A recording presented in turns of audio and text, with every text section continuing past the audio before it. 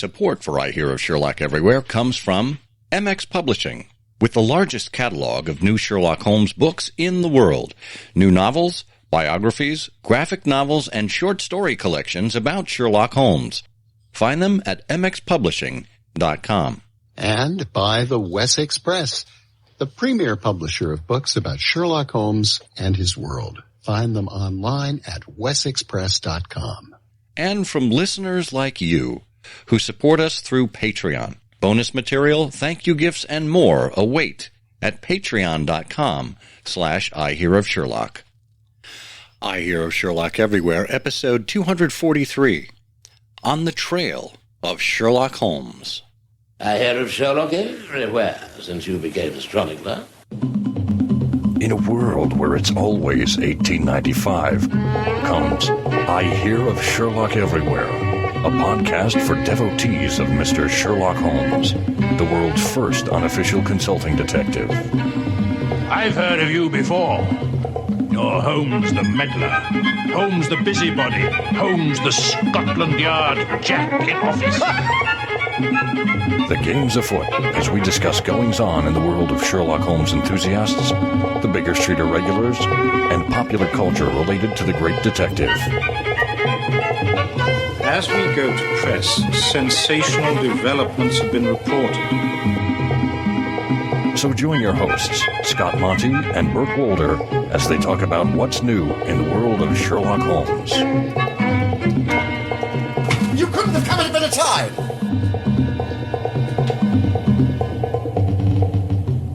Welcome once again to I Hear of Sherlock Everywhere, the first podcast for Sherlock Holmes devotees where it's always 1895. I'm Scott Monty. I'm Burt Wolder. And Burt, what are you on the trail of these days? What am I on the trail of? Well, it's mostly just obscure things. These things that during the course of a day, you'll see a newspaper and you'll find an old notebook where you've written down a book that you really wanted to read. And that sums up sort of a lot of my daily experience. Just following little scraps of paper around and trying to piece them together like a puzzle. Yes, that's it. All while eating trail mix, I would imagine. I love the raisins. Yeah. Hey, before we hop into things here, I wanted to bring something up here. This isn't exactly Sherlockian, but I know a lot of people who enjoy Sherlock Holmes also enjoy things related to the medieval world, the Society for Creative Anachronism and cosplay and things like that. We see a lot of that come up. I just saw a news report yesterday that workers at the Medieval Times, that restaurant chain, yes, where you can go and dine like a slob, well, it's more than that. It's a Medieval Times, sort of attempts to recreate, the feeling of the medieval court, and they have talented actors who do things. That's exactly right. And Dave Jameson from, I think, the Huffington Post says what they deal with is crazy. Guests spooking the horses, grabbing the falcon, even putting their hands on the queen, and they want better pay and safety and respect. And as a result, Medieval Times workers are looking to unionize. And I thought, well, that's fascinating, but I can't imagine Medieval Times workers in a union. Maybe a guild. That's right. But not a union. It's got to be a guild. They have to start with a guild. Yeah. The Medieval Times Actors Guild. Yeah, well, they need, I don't know what you would call the headquarters of a guild, but they do need a guild. A guildery? No, that's Gilderoy. He was from J.K. Rowling stories. No, but you need something like that. You need the right setting. You need a guild, and you need aprons and shields. Uniforms, and coat of arms, and secret mystic handshake. rites. Secret handshake. Mystic rites, secret handshakes, yes. Yeah. And amulets. You need amulets. And sabers. That sounds radical. It sounds Gilda radical. Hey, well, we shouldn't be talking about Saturday Night Live or Gilda Radner at this point, but what we really the workers should control the means of production. I think that's what we're talking about. Oh boy. Well, now we're going down. I'm getting a bit of a red scare coming up here. Oh, the red circle. Let's talk about that. Before we scare off our listeners, let's just remind people that the show notes for this episode are available at ihose.co/ihose243. That's all lowercase, ihose.co/ihose243. That'll take you directly to the ihearofsherlock.com page, where you will find links to today's interview guest and his work, as well as other ways to get in touch with us. We certainly want you to participate in the Canonical Couplet quiz coming up after the interview, and our email address there is comment@ihearofsherlock.com. That's how you submit your winning entry for the quiz, where you can possibly win a prize. In this case, that means a copy of the book On the Trail of Sherlock Holmes. So stay tuned for that. And of course, we want to remind people that Patreon is available as well if you'd like to support us on an ongoing basis, for as little as $12 a year, or even less if you actually pledge for the whole year. I think there's a 10% discount. You can be a part of the Patreon community. And occasionally we do post exclusive content there for all of our Patreon supporters, and we have gifts for people at a larger level as well. So take a look at that.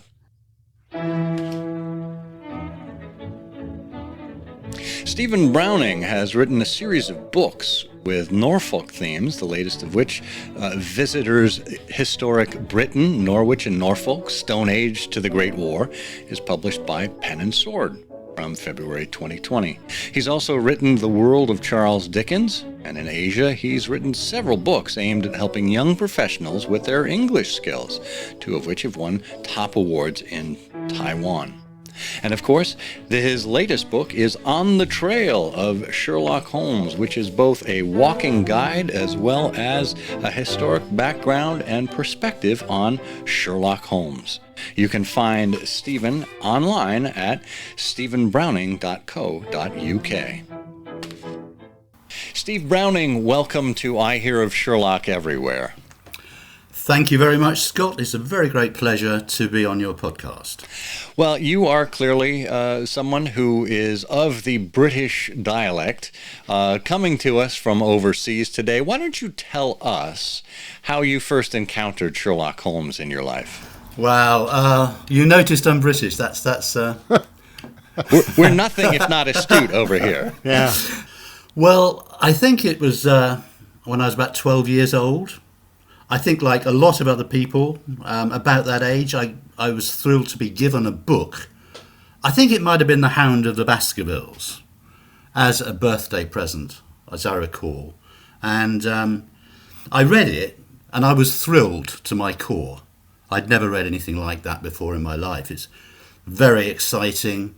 It's got a mastermind at work.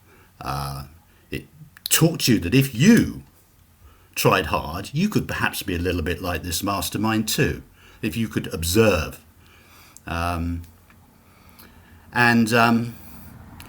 It was very exciting from start to finish, which I believe is what I think Bram Stoker wrote to him. I think it's in the book, and said just that. Congratulated Arthur Conan Doyle on maintaining such a long period of suspense, which of course Bram Stoker was to be given credit for when he did his Dracula. But anyway, I was about 12 years old. I thought it was incredibly thrilling. I read it, and I think it's one of the more difficult stories for a 12-year-old because it's long. So when I actually came to read the shorter stories, I just couldn't believe how exciting they were. Yeah. And how atmospheric of 1895 and a land of mists and roaring fires and brandy and water, whatever that was, and Sherlock Holmes lounging in his rooms in Baker Street, puffing at a pipe, solving the world's most impenetrable problem. So I think it was about 12 when I first came across him, Scott. I've been reading him regularly since. I was reading him this morning. I read The Adventure of the Blue Carbuncle just after I got out of bed. There's something about the stories that's immortal and never lessens. The impact of them never lessens.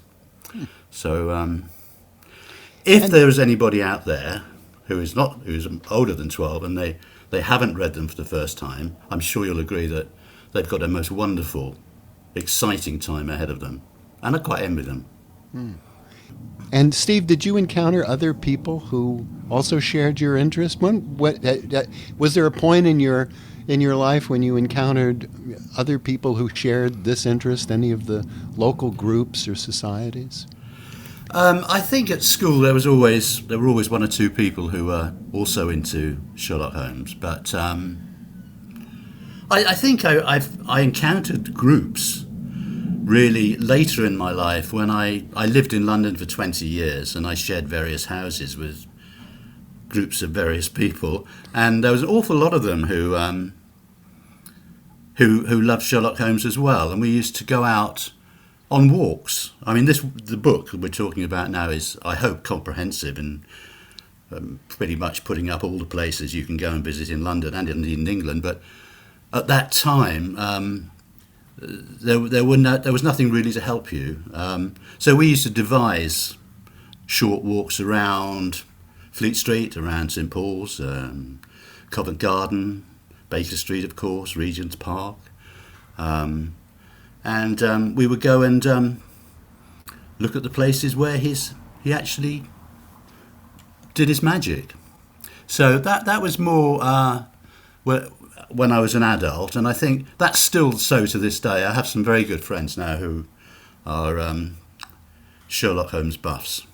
Well, and how we envy you for being in the homeland, essentially in the heart of where so many of these tales took place. I mean, I think part of the allure of The Hound of the Baskervilles in particular is the wonderful setting of Dartmoor and the great Grimpen Mire. And, there it is in your own home country, on your own doorstep, as it were. It must just be fascinating to be surrounded by that on nearly a daily basis. Well, that's true. I can't deny that. As you say, it's Dartmoor. There's also, of course, some settings up in the north, in Birmingham. But most of it, I think, most of the settings are in or around London, aren't they? And the book has 7 walks around London specifically, and then the 8th chapter covers all sorts of other places in North London, north of the river, as we say, and south of the river, as we say. And those places are mentioned, but and you can visit them, but they're not sufficiently close together to make a coordinated walk. I mean, for instance, Hampstead, obviously, and our friend Mr. Milverton, and the wonderful dog chase. Do you remember? I'm sure you do. In South London, where the dog gets Toby the dog. In the Sign of 4, sure. That's right. And so you can actually take a walk where Toby went. And there are various other examples like that.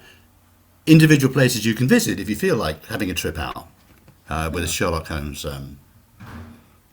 location at the end of it. Yeah. Or you can, or you can go to Dartmoor, as you say. Or you can go to Birmingham.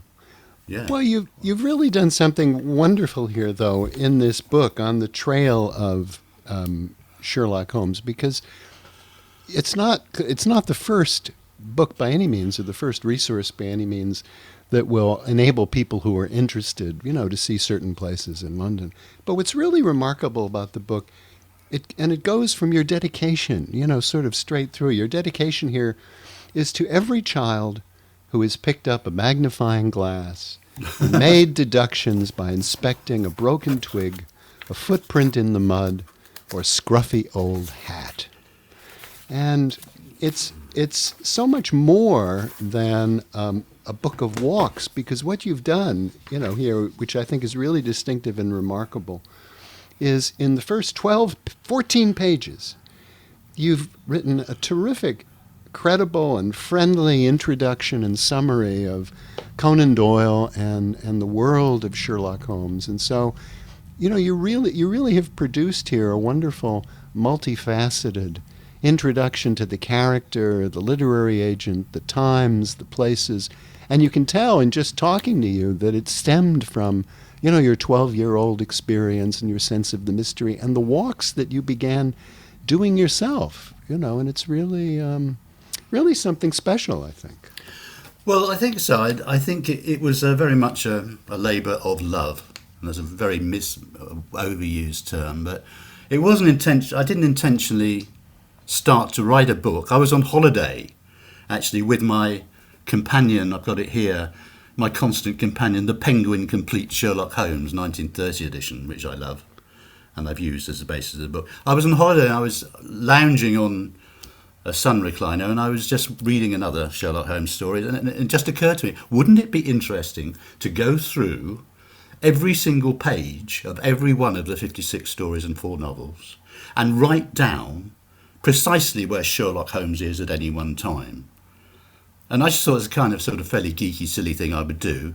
And I did it. I've still got the pages over on my shelf here, which I'll keep, I think, as a keepsake. And then when I got them all written down, it occurred to me to, as you say, enlarge the picture slightly by, okay, let's go back to 1895. Let's compare each of these places to how it was in 1895. For instance, the Strand, how was that? And how is it now? Has it changed? Tottenham Court Road, for example, totally different now. Very high end now, but it's in the venture of the Blue Carbuncle, it's very much a working class area of hardware stores and flower shops and that kind of small businesses. So I thought, let's compare the two, 1895 to now, all the locations. Let's have a look at what's going on in those locations in 1895, a little bit of history, if it's interesting, and especially if it's relevant, of course. Let's compare the literary scene. Let's have a look at the literary scene in 1895. All the other writers like H.G. Wells and, oh my goodness, there's so many of them. Alan Bennett and, not Alan Bennett, hold on, can you cut a bit there, please? I've forgotten my writers. Let's say, yet to enlarge the picture by bringing in all the authors of that period and compare them to Conan Doyle and perhaps now. What did Conan Doyle think about those authors? He was actually quite impressed. The general public, the general press didn't think very much of the writers that followed Thackeray and Dickens. But Conan Doyle begged to disagree. He thought they were pretty good. So that's how it started. It started as a purely personal piece of research. And then it occurred to me to enlarge that research. And then it occurred to me, well, other people might be interested in that as well. If I'm interested in it, other people would be. And I've searched the internet and I had a look at other books that may be on the subject. And I didn't think there was anything comprehensive. So I thought I would start to write a book.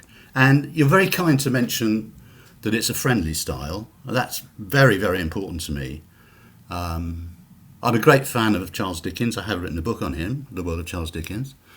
And he said that a storyteller should be like a favourite uncle talking in your ear. And that's what I've tried to make the style of this book. I want it to be friendly. I want people to enjoy it. And I work very hard on that. Yeah, I mean, that comes across. I mean, this is clearly, I've got a collection of Sherlock Holmes walks from the Sherlock Holmes Society of London. They put them out, I think, in the Sherlock Holmes Journal, and then kind of pamphletized them over the course of years. And it's a wonderful companion to have if you just want to follow a map and go from step A to step B. And certainly your 7 walks, well, 8 walks really, with the additional one there outside of London, you can follow the map.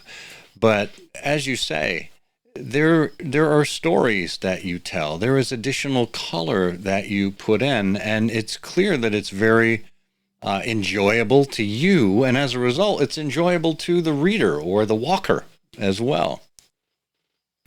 Well, I'm very, very pleased to hear that. Thank you. I think you heard of me through the New York Times. They reviewed it. They were very kind enough to say that as well. That it's a meander through a very interesting time and place. The time post-Victorian London was, well, I think we're all fascinated by 1895, that kind of era. Street urchins, they say. I don't think I've actually got any street urchins in it, but I get the general drift. They were saying that it should be enjoyable for people who maybe only have a passing interest in Sherlock Holmes, because I tried to get it to evoke the period as well. Yeah.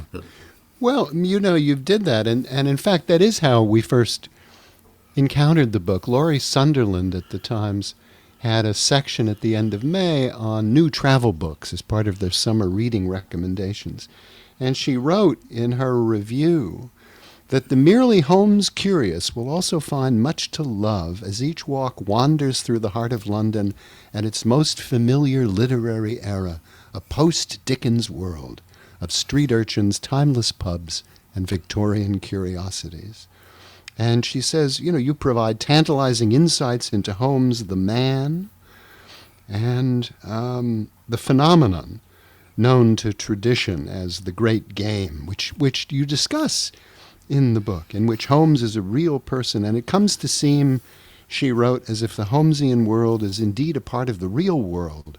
If one follows the character through the streets of London, a set of concrete and three-dimensional clues might strengthen that deduction. I just thought it was a remarkably thoughtful review. It's a beautiful piece of writing as well, isn't it? Yeah. Yeah. That's very, very nice. Thank you, Laurie, for that. That was the idea. I want it to appeal. I hope it does appeal to people who may just have a passing interest in the character, but upon hopefully going for the walks or reading about them, because I include pictures too, so you can actually, I hope, read it from an armchair and still get the atmosphere. I hope that by that process people will come to read the stories themselves. Yeah, and that's a lovely point, because the photographs really are first rate. In so many of these books these days, the photographs are printed on the same paper stock as the rest of the text. But here, they're beautiful collection of black and white photographs that are printed with great contrast on the right sort of paper. And it's a shame, I suppose, that that's become the rarity these days. But it really does work quite well in the book. Yeah, thank you very much. I think all of them myself. I've got a great friend called Daniel Tink, who's a very talented photographer here in Norfolk, and I've used a couple of his. But photography used to be a hobby of mine, so that fitted in quite well. That's a familiar phrase from the canon. I think Red-Headed League. So let's take a quick break here, and after this word from our sponsor, we'll be right back with more with Stephen Browning. Stay tuned.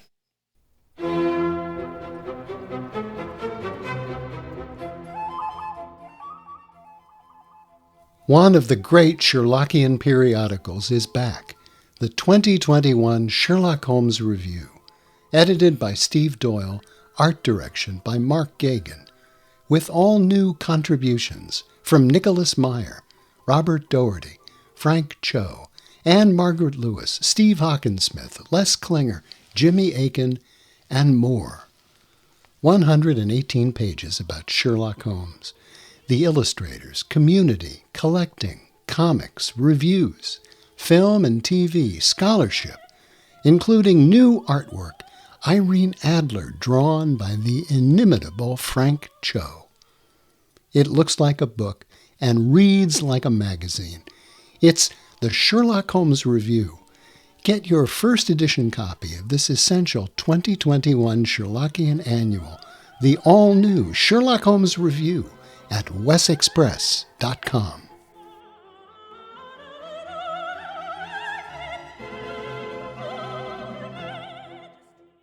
We are back speaking with Stephen Browning, author of On the Trail with Sherlock Holmes, which comes to us via Pen and Sword History. They're the publishers. You can find this book certainly at the link that we'll provide in the show notes or wherever you choose to buy your books. It's available everywhere. Now, Stephen, we were talking about this, the wonderful photographs that you took and that are included in the book. I have to imagine that as you retraced your steps, figuratively and literally, that you actually walked every one of these walks that you talk about.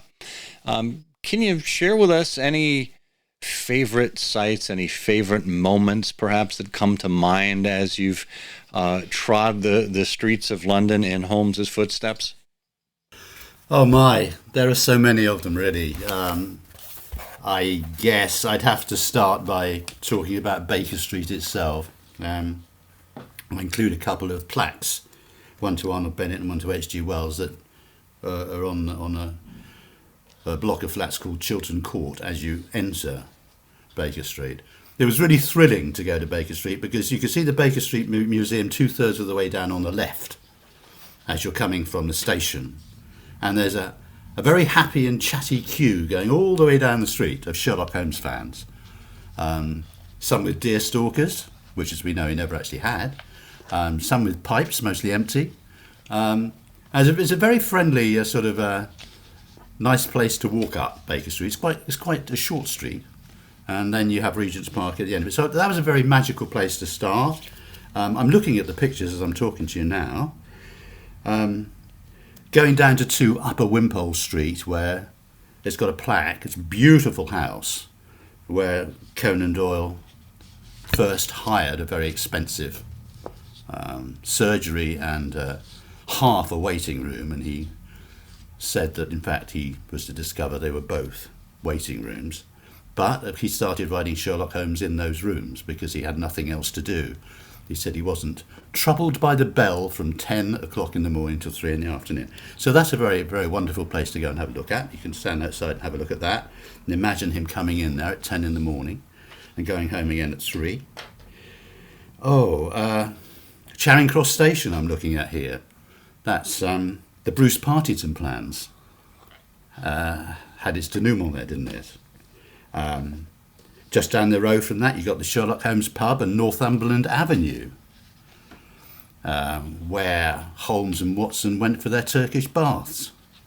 And Conan Doyle himself had some adventures there. He stayed in a hotel in Northumberland Avenue. We're not sure of the one he stayed in because they're very, very expensive down there.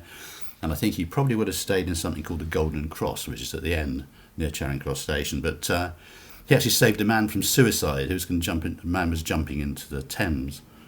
He went for a walk one evening and this man was jumping into the Thames and he managed to grab him by the legs and dragged him back and saved his life there.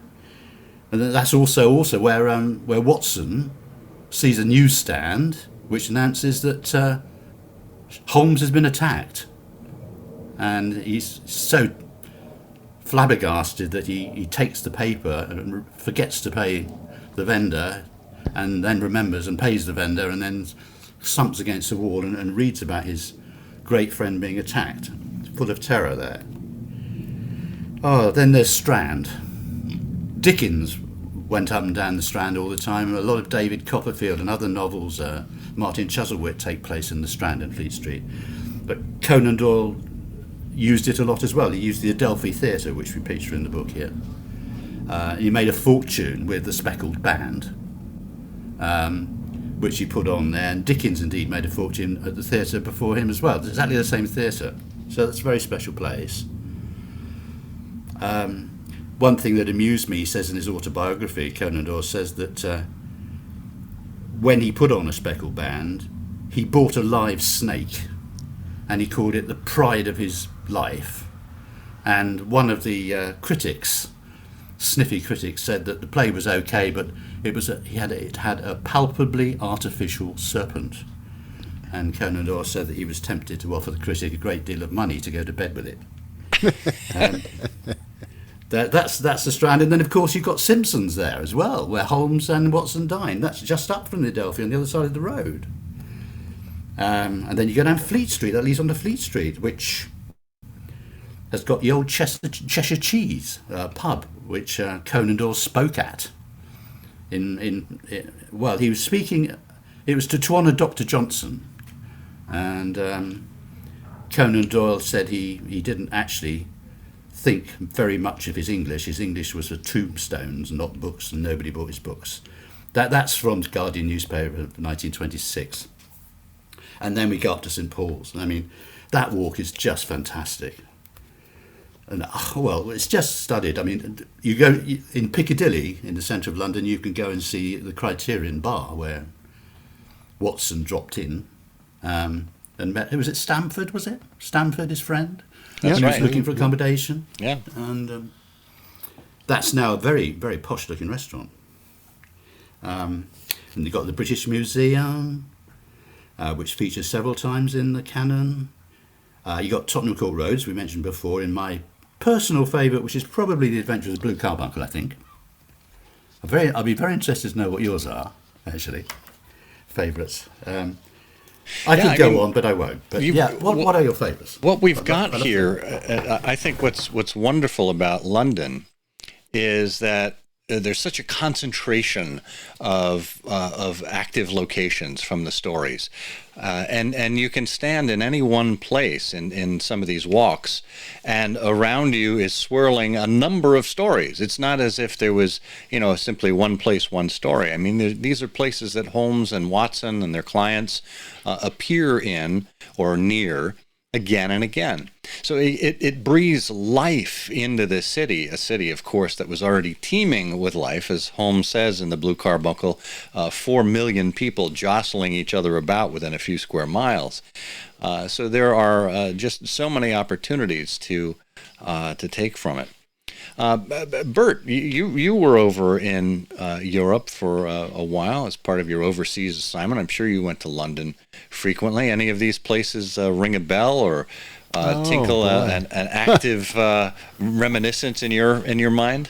Well, that's the magic, particularly when you're American, of making a visit to London. I was lucky enough to live in London for a time. I lived in Brussels for 4 years, but I lived in London for 6 or 8 months too. Whereabouts? Well, I was a Mayfair gent. My company had a, I was going to,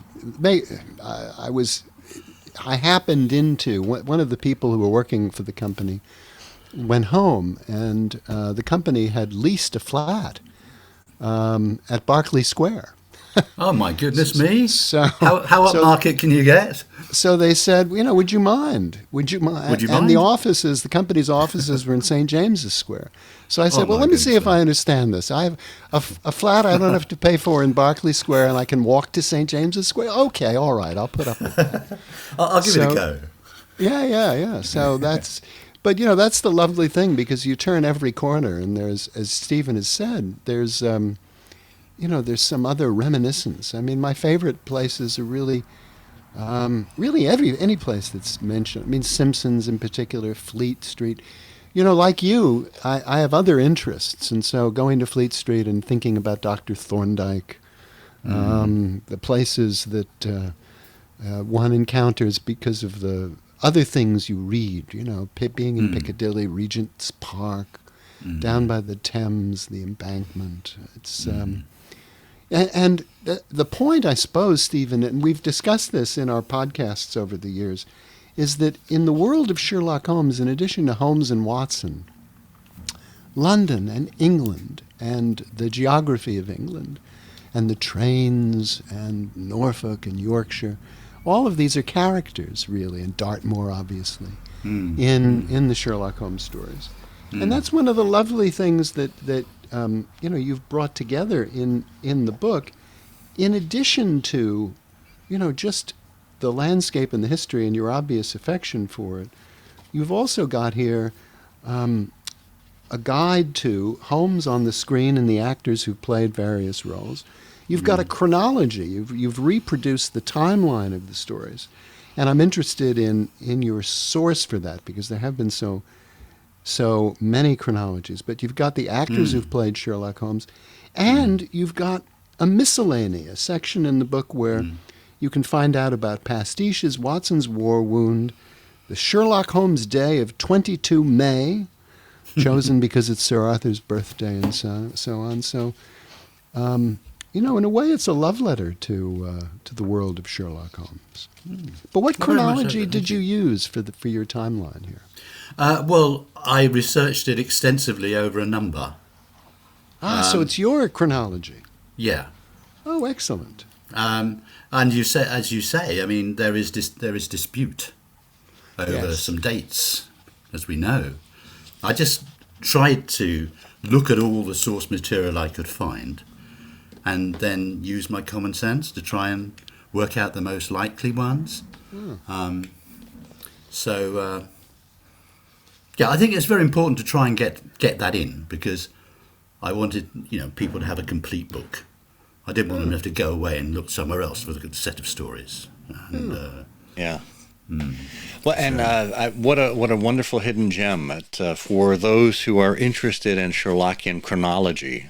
I know there are a limited number of chronologies that they use, and a wonderful surprise on the trail of Sherlock Holmes is another chronology for you chronologists to add to your bibliographies, something to track down. Steve, you mentioned with respect to chronologies that there are disputes. What about locations? I mean, one of the things that Conan Doyle did to bring London to life, the settings to life, is he named actual places. But we also know that a place like 221B Baker Street didn't actually exist in his time.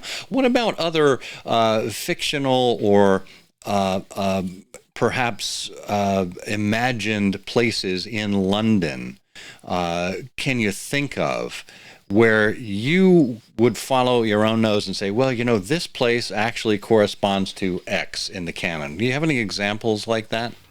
The one that springs to mind is the headquarters of the Red-Headed League. Where exactly is that? I mean, if you go down Fleet Street and off Fleet Street, there are so many little alleys and crisscrossing places where it could have been. And I think I give a couple of likely ones. I don't come down on to say I know for certain, but I say, the headquarters could have been here, or it could have been just. I think Poppins Court, I think, is one of the ones I say it could have been in. What else in that area? I think some of the streets around the British Museum as well. Slightly, we don't know for sure where they are. The Alpha Inn, who's the chap who loses his goose? Henry Baker, right? Henry Baker. Yeah. He was at the Goose Club at the Alpha Inn. The Goose Club there. And exactly where is that? It's fantastic. It's a fantastic opportunity to try some local ales and food around that area and all the little pubs. We know it's a pub on a corner going down to Holborn, but that's all we know. I couldn't find it. On my first visit to London, I actually had lunch at, I think it was the Museum Tavern. Museum Tavern, opposite the British Library. Exactly. Yeah. And that was purported to have been possibly one of the stand-ins for the Alpha Inn, but who knows? It looks like it, doesn't it? Yeah. And I'm sure the pub would love to say it is. They didn't have a Goose Club when I asked. Oh, they should institute that. They'll probably get a lot of business. It's a great idea. Yeah. I don't think you guys have told me yet what your favourite stories are. Can I turn the tables and interview you two for that? Oh goodness! I mean, this is like asking someone who their favorite child is. I know. That's why I'm doing it, just to be annoying. Yeah, wonderful. I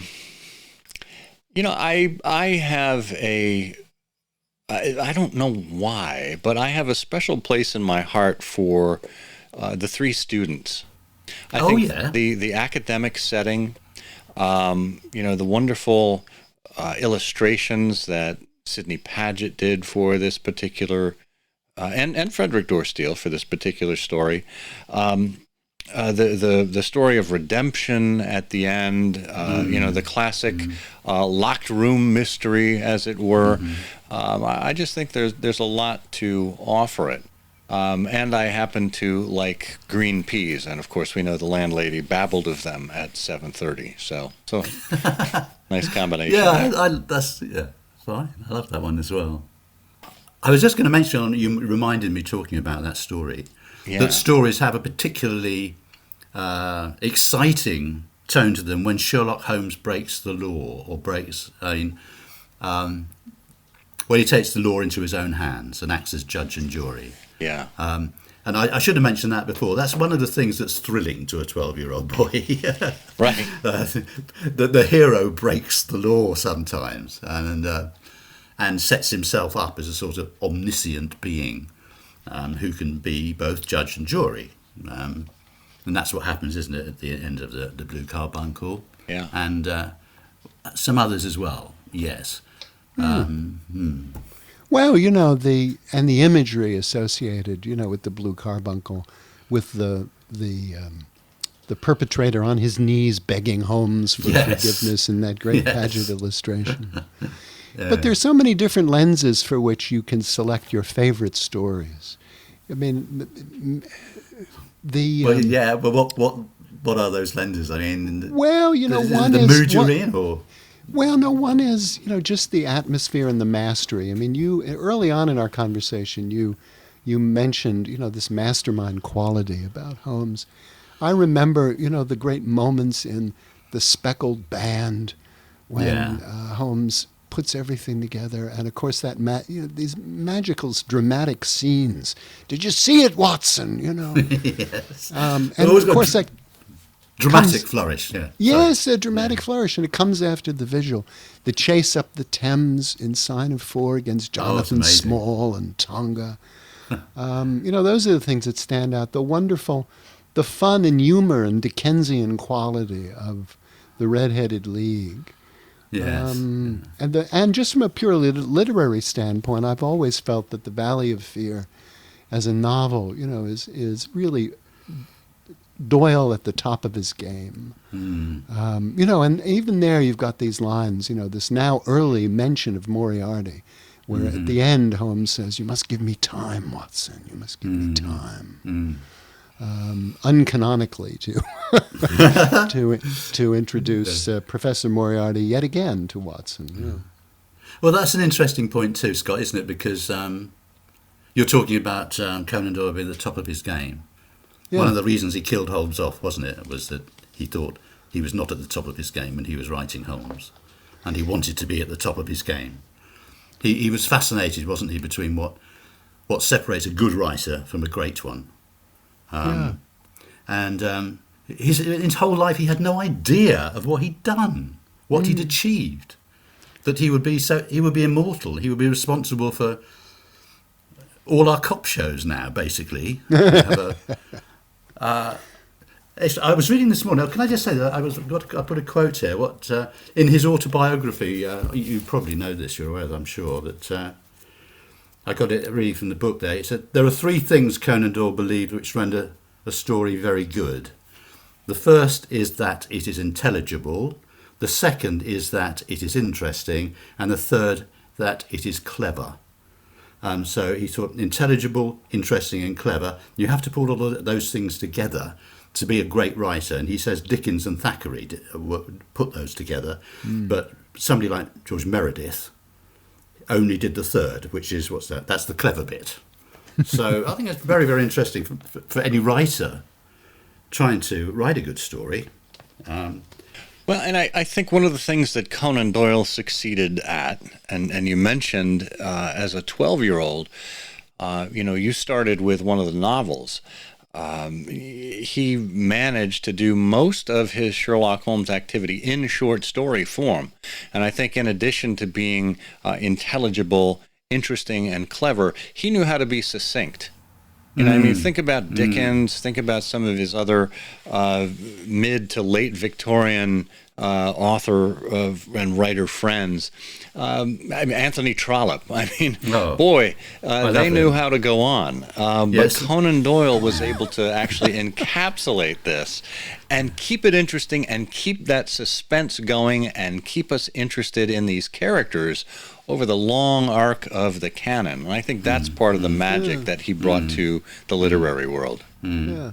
I think that's true. And, you know, sometimes it works to his disadvantage because he, in some of the short stories too, you know, he had the great sense of not talking past the close. And there are some adventures of Sherlock Holmes that just sort of stop, you know, and you're left. Can you give me an example? Is it the Blue Carbuncle? And of course, it's Silver Blaze. You know, when after one has worked out the mystery, there is a bit more conversation. But I think that is it Carbuncle where you know, Holmes tends to dismiss what comes next in a sentence. And, and the nice part about that, of course, for us, is that it leads to lots of speculation. But Doyle knew that, okay, I'm done now, and interesting. You talk about the horse racing. He didn't like horse racing, did he? And he didn't know much about it, apparently. No. He said sport is what a man does, not what a horse does. I think he said that in his autobiography. You know, he admits he gets it wrong sometimes, but he says, I think in that particular story, sorry, I'll stop you. But he says, I think in that particular story, he knows he got it wrong in part, the horse racing world, but he said it didn't matter because it didn't really affect the story. So the story was all right, quote, unquote. So I think he had a sense of humour as well. He had a sense of what he was good at and what he wasn't good at. Yeah, no, I think that's true. Well, but one of the things I wanted to make sure that we mentioned or got into in talking with you, and you mentioned this, you know, just a few minutes ago in terms of, you know, the writing and the writing quality, is that, you know, you have written other books. You've written a series of books with Norfolk themes, including Visitors, Historic Britain, Norwich and Norfolk, From the Stone Age to the Great War. You've written The World of Charles Dickens. And I know that you've written several books aimed at helping young professionals with their English skills. So I was just curious about that, since that certainly seems to be, you know, a thread that runs through, you know, your talents and interests. I mean, the history bit's not that surprising because I studied history at university, and I've always loved local history. So I'll write a local history book at the drop of a hat, and I've written quite a few. The English books in Asia are very, very interesting. I think there are about 20 of them now. I have 2 publishers in China, one in Taiwan, and I spend at least a few months of every year over in that part of the world writing and promoting the books. They came about because I have a very good friend who's a professor in a university in Taiwan, and he's always writing stuff, and he was dashing off books left, right and centre, and his publisher asked him could he write a book on teaching English or helping young adults with their English, because as you know, in Asia you really have a huge advantage if you can understand English and speak it. And he said he was really a bit busy, but he had a friend who might be able to help, and that friend was me, and I wasn't doing much at the time, and we wrote a book together. That was our first book. That was 20 years ago or something like that. We regularly write them now. We don't have to work that hard because publishers in Asia are incredibly canny. They will actually reproduce a book, give it a new ISBN, give it a new title, change it a little bit, and issue it as a new book. So they will say that. They'll say that that's exactly what it is. In the introduction and on the back cover. But the thing is that people in Asia tend to like new things. And if you write a book and it's been hanging around in bookstore for several years, it won't sell. So I say I've written about 20 books, but I'd say there's probably about 12 or something like that. And the others are actually revamps of the other ones. So, yeah. So there's 3 streams to my writing. I think English literature, I have a new book now which is just finished, which is called Walking Literary London. It's a very big book. It's with the publishers now, and it's being edited. It'll come out next March. And so there's been literature, there's been history, literature, and English learning. Those three things I do, really. Well, it's a wonderful bibliography, and we will have a link to your site, stephenbrowningbooks.co.uk, so folks can check all of those out. Just some wonderful history, and both literary history and geographical history, looking at Norfolk and Norwich. So wonderful additional angles for people to explore with you. Thank you, Scott. There's also, can I just say that the introduction for this book on Sherlock Holmes, yes. I read the introduction. It's called the prologue. It's a chat between Holmes and Watson in Simpsons. And I did that instead of an introduction. You can actually hear that as well. Wonderful. Any opportunity or any chance that you think people will be able to maybe take an audio version of this along with them as they do their walks in London? That would be wonderful, wouldn't it? I think that really is in the hands of the publishers, and depends how well it sells. You can issue ebooks, can't you? They cost pretty much nothing to issue. But I think an audio thing, I've done various audio stuff myself to do with the English speaking stuff actually in Taiwan, and I know it's quite complicated and expensive business to do that. So that would be wonderful. I'd love to see that, but I think we're just going to have to wait and see. Well, let's see if we can get everyone to go out and purchase On the Trail of Sherlock Holmes by Stephen Browning from his publishers at Pen and Sword History. It's really a wonderful and remarkable book that is so much more than you might think it is just by simply glancing at the cover. Stephen Browning, thank you so much for joining us here on I Hear of Sherlock Everywhere. Thank you, Scott. Thank you, Bert. It's been a very great pleasure to talk to you.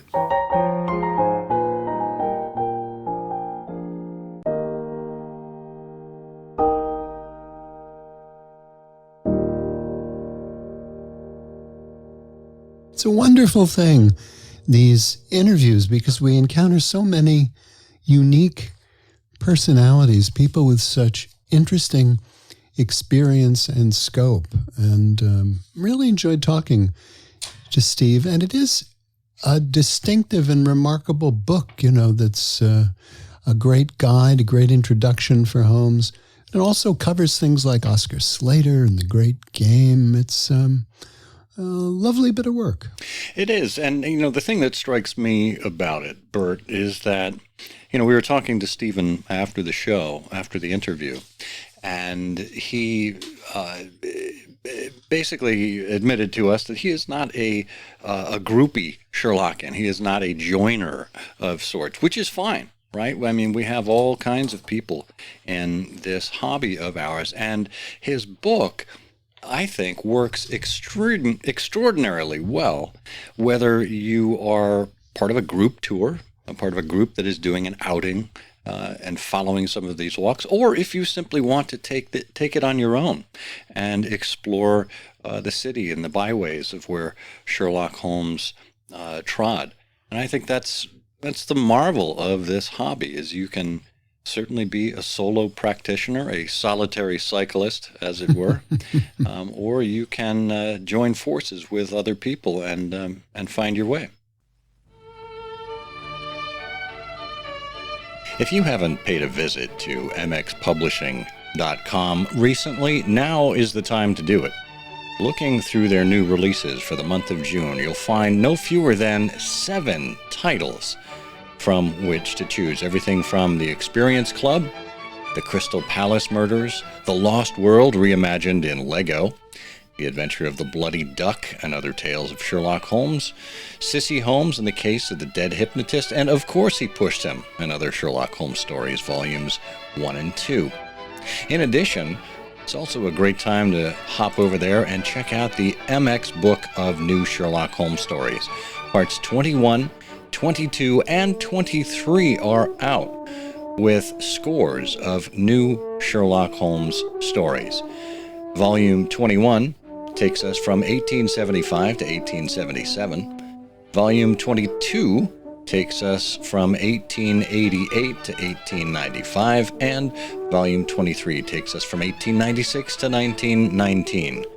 Some creative storytelling there by a number of authors under the MX Book of New Sherlock Holmes Stories, edited by David Markham. Whatever your reading pleasure is, you can find something to supply it.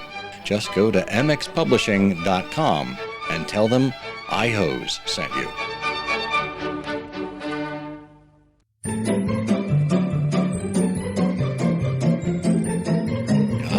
That's right. It's that time once again. It's everyone's favorite Sherlockian quiz show.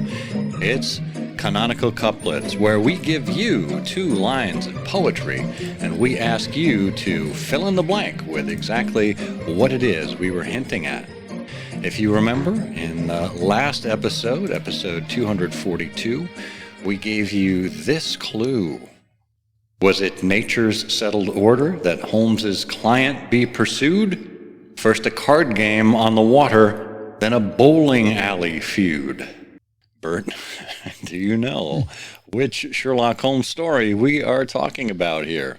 Oh, yes. Very dramatic. It's the great case. I love it. It's about the Gold King and the evil dentist. That's the case Watson called The Problem of the Sore Bridge. Amazing. Thank you. Yeah, that is an amazing answer, Bert. And naturally, it is incorrect. Oh, dear. All right. Not again. I know. What are the odds? Probably 100 to 1. No, we were looking for...